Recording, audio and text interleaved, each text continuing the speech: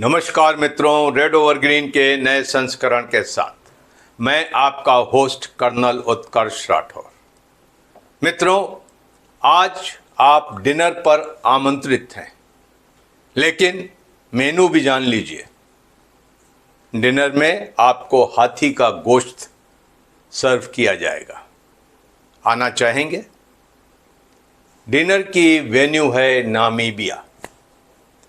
आपने सुना होगा कि नामीबिया अपने यहाँ हाथियों समेत कई वाइल्ड लाइफ का कत्ल करने वाला है और उनका गोश्त अपनी जनता में बांटेगा।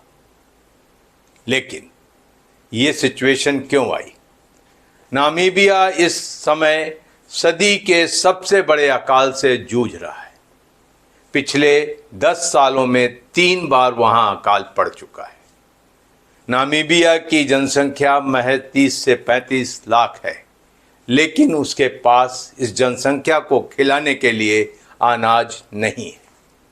तो सरकार ने ये निर्णय लिया कि कोई 750 जंगली जानवर मारे जाएंगे और उनका गोश्त जनता में बांट दिया जाएगा, जिनमें कोई 83 हाथी हैं, जीब्रा हैं, हिप्पोपोटामस हैं, विल्डर बीस्ट हैं, हिरन हैं, वाइल्ड बफेलो हैं और न जाने क्या क्या।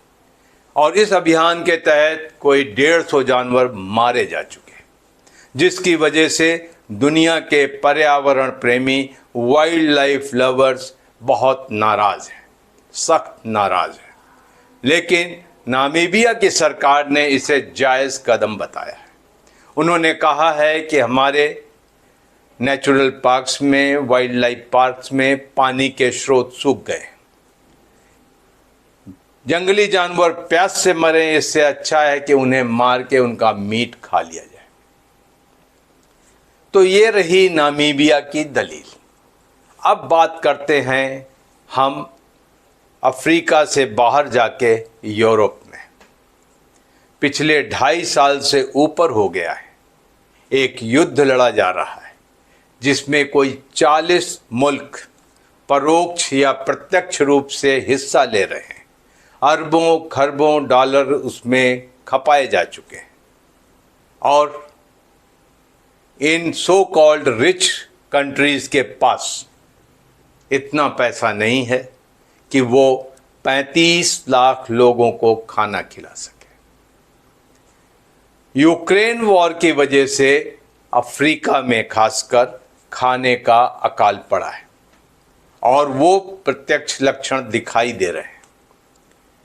अफ्रीकन एलिफेंट की दुनिया में कोई 2 लाख जनसंख्या होगी और अधिकांश जनसंख्या दक्षिणी अफ्रीका के 5 मुल्कों में है: अंगोला, ज़ैम्बिया, जिम्बाब्वे, बोट्सवाना और नामीबिया।